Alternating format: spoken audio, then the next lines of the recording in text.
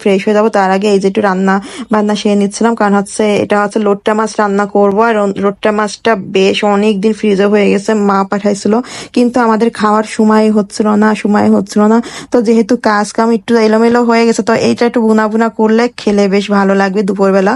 তো এটাই মাছটা ভাবলাম যেটা একদম কুটা পরিষ্কার করে রাখা, কারণ মা একদম পরিষ্কার করেই পাঠাই দিছিল। তো আসলে আমার মনেই নাই যে ফ্রিজে আমার লোট্টা মাছ রয়েছে। পরে হঠাৎ করে মনে হলো যে যা ওই মাছটা তো খাওয়া হয়নি, তো পরে বের করলাম ঝাল ঝাল করে একটু ভুনা করার জন্য। আর এইরকম মানে ঝাল ছাড়া তো এইসব মাছ আসলে খাওয়া ভালোও লাগে না। একটু মজা করার জন্য বেশি ঝাল তেল পেঁয়াজ হলেই ব্যাস হয়ে যায়। যেখানেই যাই না কেন, যেভাবেই থাকি না কেন, সামনেই একটা বাড়িঘর বানানো শুরু হয়ে যায়। মানে আমি যখন এখানে প্রথম উঠছিলাম, তো সামনে একদমই ফাঁকা ছিল, কোনো বিল্ডিং বানানো হচ্ছিল না।